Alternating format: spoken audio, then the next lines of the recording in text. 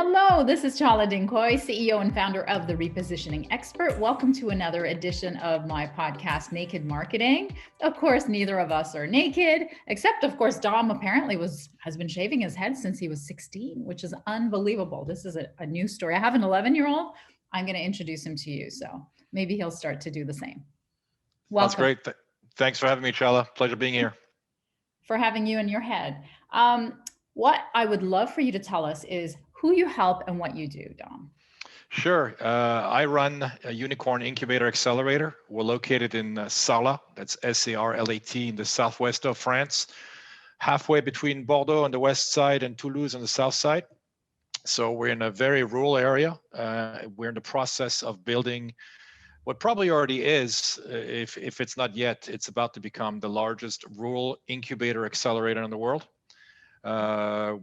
If you're counting by square feet, we're roughly over 30,000 square feet in space, about 2,800 square meters in a small town. What we do is we assist technology startups during their incubation and acceleration stage, which basically means that we're bringing on proof of concept, usually post proof of concept startups, meaning startups that either have a product or a service that's already on the market, that is marketable, that have somewhat proven product market fit, and we're primarily helping them scale. Sometimes we're investing in assisting startups that are at an earlier stage, pretty rare, but it does happen. Usually when it happens, they tend to fill in a gap or a void that we currently see inside our own organization. And so we kind of like babysit them along to eventually make them fit within the organization. We are roughly 45 people today. We tripled our headcount during COVID. Those 45 people hail from 27 different nationalities, which is also something that makes us unique. We're very, very open to the outside. We tend to believe that in order to think outside the box, you cannot live within one. Wow. I don't even know. There's so much richness in everything that you said. I don't even know where to start. The first thing I'm going to start with is you talked about the space. And I mean, nobody is going to in-person meetings anymore. What's your sense about what's to come? Yeah, I think what you mentioned, is pretty profound, because what we initially, when COVID hit, we all expected it to disappear relatively quickly, I believe. At least that's what the general consensus was, or at least we didn't know how long it would stick around at the very least. And I ultimately look at it as a blessing. I think that's just a frame of mind, because when adversity hits, you tend to look, make some lemons out of lemons. It makes a lemonade out of lemons. Yeah.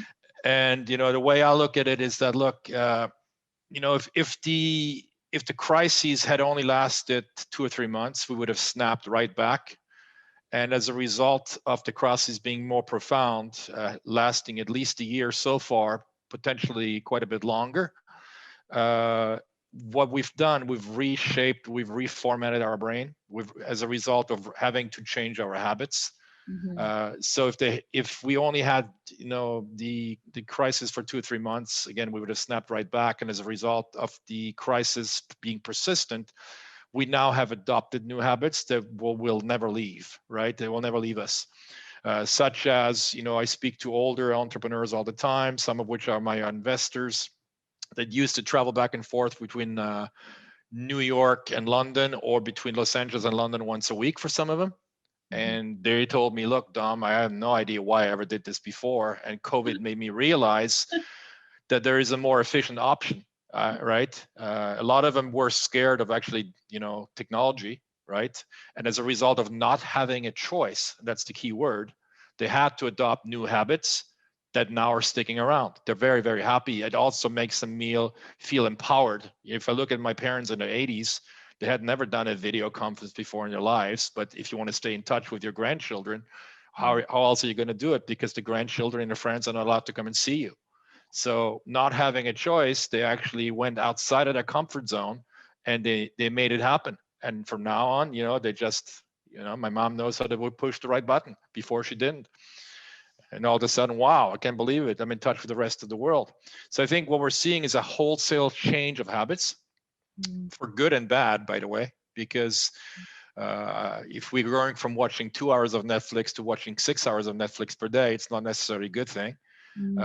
Same thing with video games, right? At least for some of them, you're interacting. So if you're working out while watching a video game, it's not as bad. But if you're just shooting people, it's probably not a smart thing to do.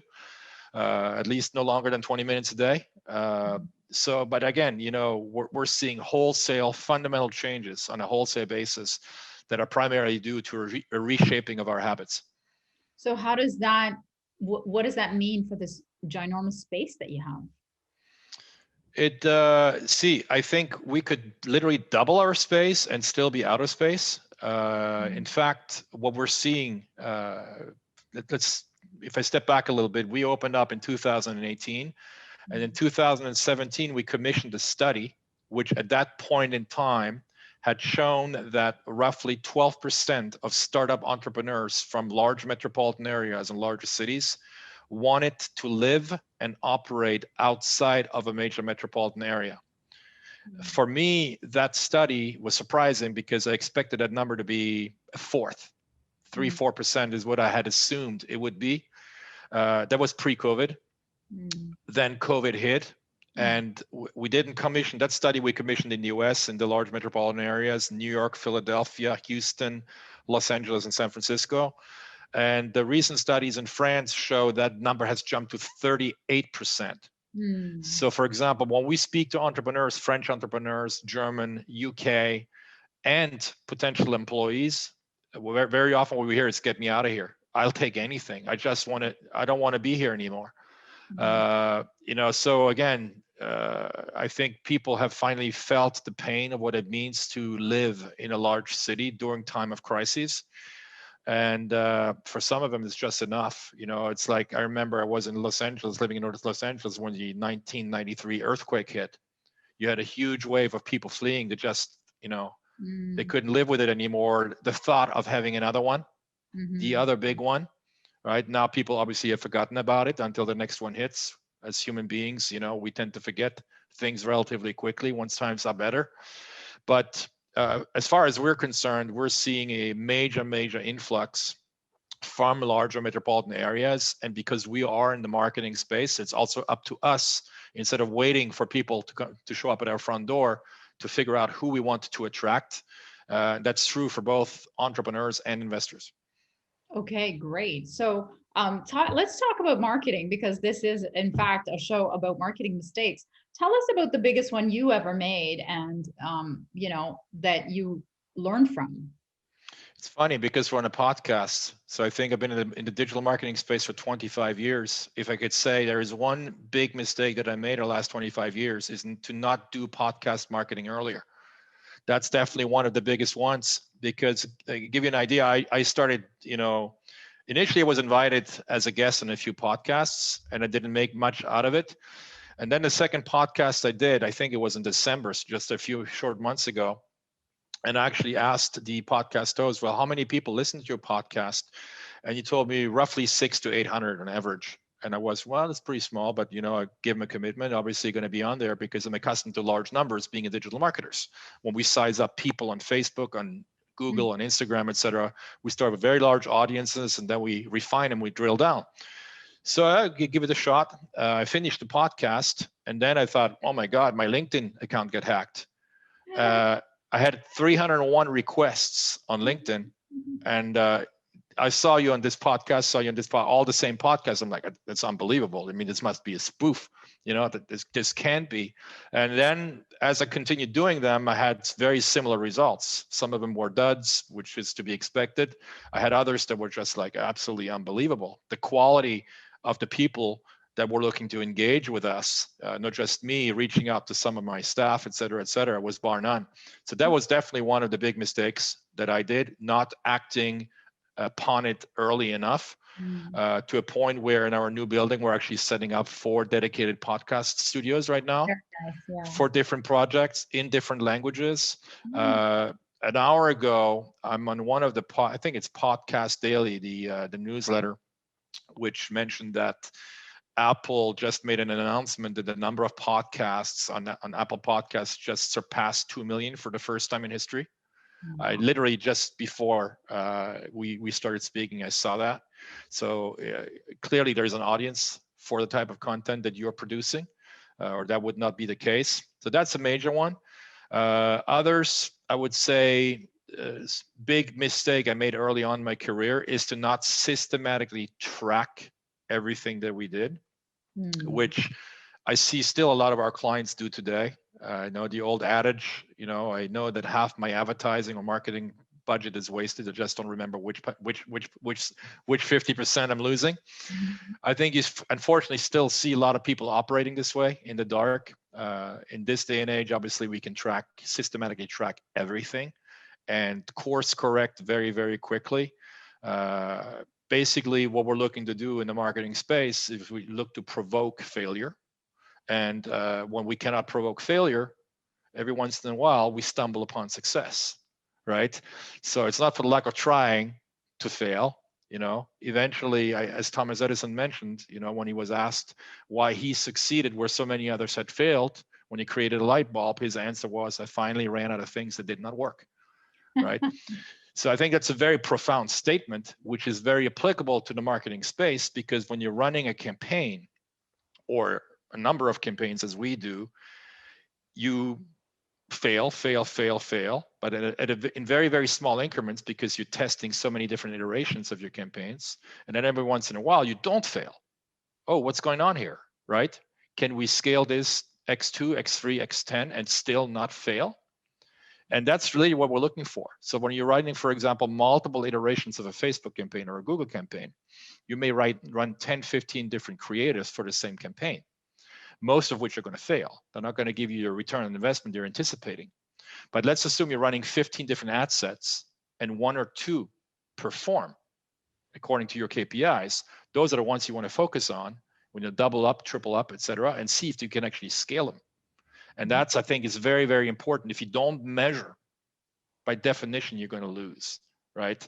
Or if you're really lucky and you're working in a high yield environment, you might get away with it, but it still would be a lot more, I would say, I'd still recommend that you do track, because otherwise, how are you going to know what you're paying for a customer acquisition, what your lifetime value of your customer is, et cetera, et cetera. So the tech space is where obviously you're helping you're helping them scale through digital marketing for tech startups. What is the biggest mistake that tech startups are making? I think the biggest mistake, I would say, bar none, is because in the tech space, you have so many engineering heavy leaders, is to vastly underestimate / not comprehend the marketing, sales, and customer acquisition ramifications of their business model. So very often what you see, for example, especially in the early funding rounds, pre-seed, seed, maybe even at Series A, you see a use of proceeds, and let's say that use of proceeds is $2 million.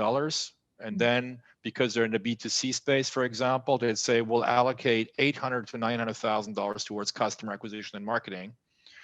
You have above the line a highly detailed use of proceeds, and then a black box for marketing customer acquisition. And when you drill deeper and you ask them, okay, can you show me some level of granularity on the bottom line versus the top line? They say typically, well, we haven't really thought about it yet. So that, you see that's over and over and over. And what I've seen is usually 6 months later when I tell them, look, you're setting yourself up to fail because you're just going to be wasting your investors' money. And I'm not willing to invest in that. Right. The ones that are really honest, they call you back 6 months later, said, oh my God, boy, were you right? We should have listened to you. And we do get those calls all the time. The ones you don't hear from that disappear, they probably had too much pride to actually give you that phone call. But it's definitely a systematic mistake. I'm not saying everybody does it, but you see it very, very often. So it's bad calculation. It's primarily due, I think, to some engineers or some teams thinking, look, we really have a breakthrough product. My favorite saying is, it sells itself. Well, nothing sells itself, right? Otherwise, I would have purchased it already, and I didn't. If it sold itself, you still got to communicate, you still got to market, you still got to convince someone that they need to own your product or service. And you have to be able to figure out how much they're willing to pay for it and how much it's going to cost you to acquire them. And in your current business model, I'm sorry to say, you don't see that. So that is a very, I would say, a recurring theme that we see in technology heavy startups, where there is a relative lack of attention on marketing spend and on granularity within the marketing spend. And what's making them push back when you point that out to them? For most of them, it's pride. It's probably more of a European, yeah, very frank, honest talk, more of a European thing than an American thing. In Europe, you have a lot of engineers that come from elite universities, and they have the attitude that goes along with it. Not all of them, right? But I would say it's about 50-50. Right? It's pretty pronounced that I see it all, almost like in some cases, I actually see like an attitude of like, how dare you ask me that question? How dare you believe I have not thought about this before you actually ask me that question? And in which case I usually diplomatically, gently move on to the next call, wish you the best, etc. And then you just have, as part of a curriculum, if you have 3 engineers, if you have 3 AI engineers that work together, usually what I do is early on, I advise them on team building. If it's their first startup, it's understandable they don't have necessarily the know-how and what that actually means. And I tell them, look, you need another personality on your team, right? Because you guys think all the same. That's not good. It's like having nothing but salespeople and marketers like myself and not having an engineer in the tech space. That's not going to be good either, right? The smart ones, they listen. They actually say, yes, absolutely, we understand, we need that. Or me already may have somebody in mind. What do you believe? What do you think? Do you have somebody you would recommend? But I usually teach them that the fact, the best way to build a team is like building a puzzle. The last person you need on that puzzle is another you, because you're already on the board, when in fact you have a gaping hole on the sales side, on the support side, customer support side, legal and accounting, and ultimately you need to build a holistic whole. So what, parting advice do you have for our viewers and our listeners? I think if they're in the tech space, I'm obviously tech only, right? I'm exclusive tech, but some of what I may say may apply to other industries. At least I hope it does. Is to really think about team first, no matter what stage you're in. You may be very, very early stage, and you may be running the show yourself. But ultimately, if you're getting into business, you probably intend to scale that business, and which means that you have to quickly think beyond yourself. So even if you're in the early stages and you intend to succeed, start thinking about what your team will look like 6 months from now, 12 months from now, 18 months from now, assuming you will get to that stage, right? And we all obviously have to assume that we will get to that stage. Otherwise, don't even waste your time, right? The other piece of advice I would give is to take an honest look at yourself before you jump in. In my personal experience, 28 years in this space, I would say empirically, I don't have to study to back up what I'm going to say, but I would say 5% of the people have what it takes to be a true entrepreneur. 1 out of 20, right? And there's absolutely nothing wrong about that, because we need teachers, we need athletes, we need musicians, we need everybody, right? But have an honest look at yourself and say, look, am I willing to take multiple hits and get back up and continue? Am I willing to sacrifice a big part of my personal life, my hobbies, my family life in order to succeed, right? Ask yourself some challenging questions, because that's exactly what will need to happen for you in order to succeed. If you're hesitating, it's not for you, right? Those are some very important questions I always ask to entrepreneurs that we bring into our fold very, very early on. I'm looking for highly determined people. I'm looking for grit, resiliency. Those are the keywords, what we're looking for. If I don't see it, I know it's going to be trouble down the road, right? I see too many want to be entrepreneurs throwing in the towel too early, because they have not asked themselves those very fundamental questions. Am I willing to do whatever it takes? One example I'll give you, because we're hosting the Startup Super Cup in October here in Chala. I had a discussion 2 or 3 weeks ago with a startup in North Carolina. I pitched them what we're doing. They said, we're booking our plane tickets today. COVID or not COVID, we're coming. Love it. Then I spoke to a startup in France 2.5 hours ago, 2.5 hours away from where we are today. And it said, "Oh, you're in Chala? Ooh, that's too far for us." Yeah. And I told them the call I had previously. I said, "You know what? I wish you the best, but if that's what you think, in fact, what you should be willing to do, if I tell you that I can help you succeed, you should be willing to follow me to the moon, if that's what it takes."